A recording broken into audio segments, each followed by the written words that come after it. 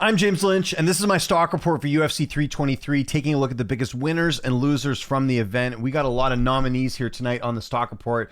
Biggest stock riser on this card has to be the man who won the bantamweight title tonight, and that is Petr Yan. Just a dominant performance over the former champ, Merab Dvalishvili. Pretty incredible with Yan losing the belt a couple of years back. He has the losing streak, and he perseveres, and he comes back as a plus 340 underdog. Huge win, memorable title fight, really capped off what was one of the best cards this year at UFC 323. He really delivered in a big way, and if you look at the stats in this fight, the strikes were a lot closer than I thought they were kind of looking back. If you look at it there, 139 to 134 there for Petr Yan to Merab Dvalishvili. But it was the takedowns, 5 takedowns compared to just 2 from Merab. Merab attempted 29 takedowns, only got 2. That takedown defense from Petr Yan, very good, and just an all-time performance in a title fight. Absolutely amazing what Petr Yan was able to do here tonight. This opens up the division big time with Merab losing.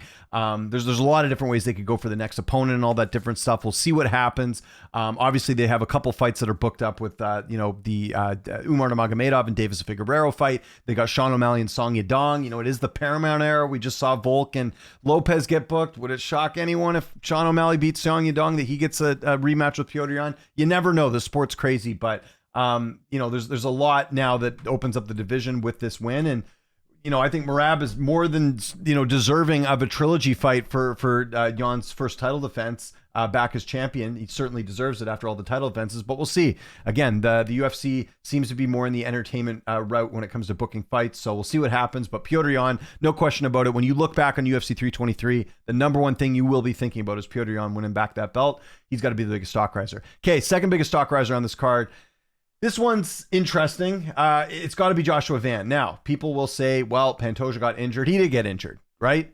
Van did throw him down. Or no, it was, Pantoja threw the kick, and then Van sort of threw him down, and he, dislocates his arm.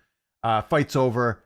Van comes through. His stock rise goes just for the simple fact he won the belt. He won the belt. There's nothing, and Pantoja's going to be out for a bit. It's going to be him and Tyra next, most likely, or whoever. We'll see if Kopp can do something amazing next week, maybe leapfrog that. But Joshua Van right now is the champ. His stock automatically goes up. It goes up even more for the fact that this is a guy that last year in July lost to Charles Johnson, and since then has won, 4 fights in a row now?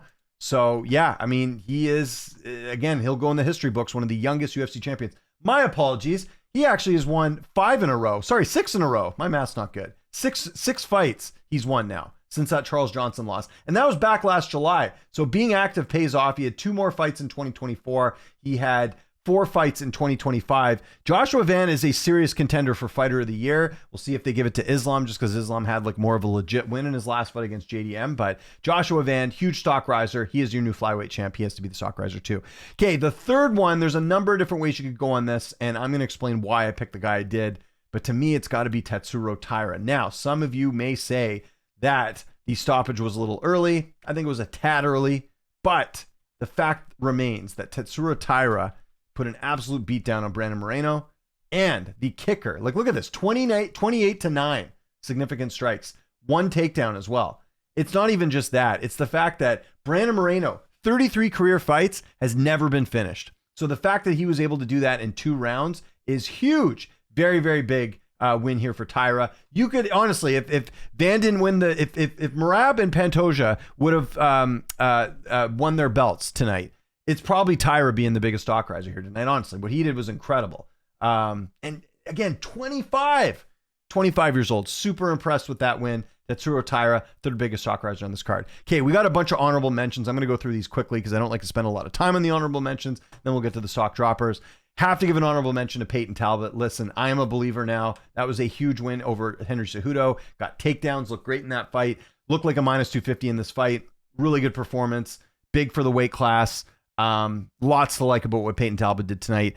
I saw MMA Guru suggested him and Corey Sandhagen. Honestly, I'm for it. I want to see how far Talbot can go. I was thinking tablets, but no, Peyton Talbot. How far can he go with this? I think Sandhagen would be a great test for him because there's a lot of guys are booked up right now. That was a pretty good win because I think even Cejudo, if you look at where he was in the rankings, I think he was fairly high up, right? Cejudo was so he was number 10. So he's got to fight someone in the top 10. Is it Cheeto Vera? Is it Eamon Zahabi? Everyone else is kind of booked up. Sandhagen is the one that would be ahead. So you have to imagine he's going to get that number 10 spot with that win. So Yeah, we'll see. But either way, Peyton Talbot, very good spot. Manuel Torres has to get one. Underdog in this fight. Takes out Grant Dawson in the first round. He's going to get ranked after this. Huge win for him there. Love the power. 30 years old. From Mexico. The UFC loves going there. This is a guy the UFC is going to be building up. Huge win there for Manuel Torres. Takes out Grant Dawson in the first round. Wouldn't mind him in like a Moicano fight next. That would be fun. Chris Duncan, can't ignore that. Bit of a back and forth fight with McKinney. He ends up getting the submission win. But the big thing with Duncan is just the one loss against Torres, who I just mentioned. Since then, he's got four straight wins. Overall UFC record right now, if my math's correct here, is 6-1. That is super impressive. Another guy that we got to keep an eye on in the lightweight division. And speaking of fighters keeping an eye on the lightweight division, how about Ziam getting it done over Nazim Sadikov? Again, he was favored here, but got to give him a shout out. Maybe you just do him and Duncan next, and then they duke it out and see who really is the best up and comer dark horse in the weight class. I think that makes sense too, but really like the win there. Again, I know some people were upset with the stoppage, but this guy is an absolute maniac in the weight class in a good way. Really excited for the future here. Again, loses to McKinney back in 2022. Hasn't looked back. 6 straight wins. Got to give him his flowers here. ZM, big stock riser as well. He gets an honorable mention. Again, if this was a card that didn't have so many crazy finishes, a lot of these guys in the honorable mentions would have been in my top 3, but have to give him an honorable mention here today. Okay, biggest stock dropper on this card for me. There's a lot of different ways you can go in this one.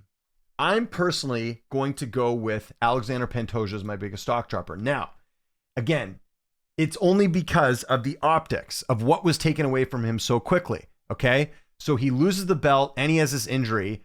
His stock drops for 2 reasons. Number one, he lost the belt. His stock has to go down. Unfortunately, I know it's an injury, but his stock goes down. The second thing is that the injury, it sounds like from what I'm reading right now at the time I'm recording this, which is almost 2:30 Eastern time. It's 11:30 Pacific time right now. It's the fact that, I think he's still going to be out for a while, and he's 35. He's not getting any younger. His stock goes down just because like he had all this momentum, and how he won tonight, he would have, really gone into like another stratosphere as far as beating like a hungry, tough up and comer. But because he loses and he's got the injury, he's going to be out for a while. How's he going to look when he comes back?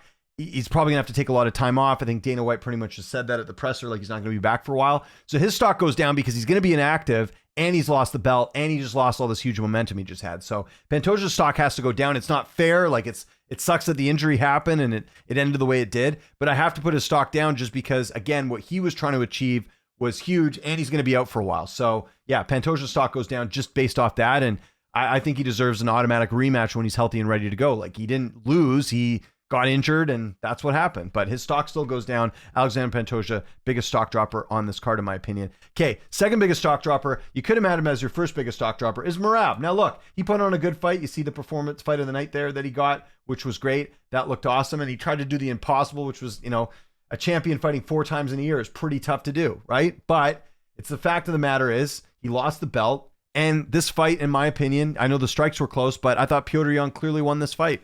So his stock has to go down just for the simple fact that, I can understand if this was like a close decision he lost, but I thought Young clearly won. And I think Merab was kind of, I don't want to say exposed, but Petr Yan had the blueprint to beat him. And it's something we haven't seen since Merab's been champion. So his stock has to go down because there was people thinking this guy's never going to lose since he's been champion. Well, he lost tonight, and he lost decisively. So Merab's stock has to go down. Again, you could put him in the top spot. I don't put him down there because I don't think Merab needs time off, but Merab will be back sooner than Pantoja. So I give him the slight edge as not being the biggest stock dropper because we probably will see Merab at some point early next year. Not like early as in like January, February, but would it shock you to see him fight in the spring or the summer? Probably not. So I think Merab will be back. And again, I think he probably beats most fighters in this weight class. He just lost to a better guy tonight. So that happens. Okay, so Merab's stock goes down. Third biggest stock dropper's got to be Brandon Moreno. Gets finished in this fight. We thought Moreno was maybe turning a corner after he lost the belt, right? Loses to Royval and then kind of took some time off. And then he comes back, really good win over Albazi, really good win over Urseg. Then he loses another key fight here. Where does he go from here? I honestly don't know. He's 32 right now. For him to get in the title picture again, he's going to need to go on another run here. I do think he beats a lot of guys in these weight classes, but it's going to be a tough road up there. So we're going to see where Moreno goes from here. But the fact he got finished in this fight, that's a tough look there. Moreno's stock has to go down. He's my third biggest stock dropper. Okay, 2 other stock droppers we got to talk about here. This could have been in my top 3, but Grant Dawson, tough loss for him here. He's now been knocked out in 2 of his last 4 fights. That's the optics of this thing, right? 2 of his last 5 fights, I should say. But it's the fact that he gets finished quick again is just concerning now. Like, are there chin issues with Dawson? We have to wonder that. Like, is that a thing? It could be for sure. So, and I think he cuts too much weight. Like, he didn't look good at the weigh-ins either. So that's another thing that's kind of working against him. And like, he's too small for 170. Remember, Dawson used to be a featherweight. So he's having trouble making 55. Like, it's a little bit concerning here. So I think Dawson's kind of always going to be one of those guys hovering around the rankings, whether he goes in any type of run. I think, you know, when you're in your 30s, like, it's kind of what you see is what you get. Like, I don't know if Dawson's going to evolve from this. That's the concerning part. But yeah, his stock goes down big time with him losing in the first round. Grant Dawson, stock dropper. And then last stock dropper on this card for me is got to be Marvin Vettori. He's lost 4 in a row now. I thought he was going to win this fight. He didn't look good tonight at all. And I don't think Bruno Ferreira is like a world beater either. So, yeah, that's...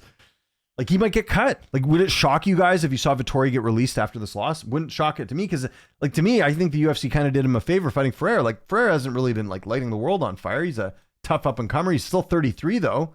And his wins were, like, Jackson McVeigh and, like, Petrosian. Like, these aren't, like, guys to write home about. I don't know.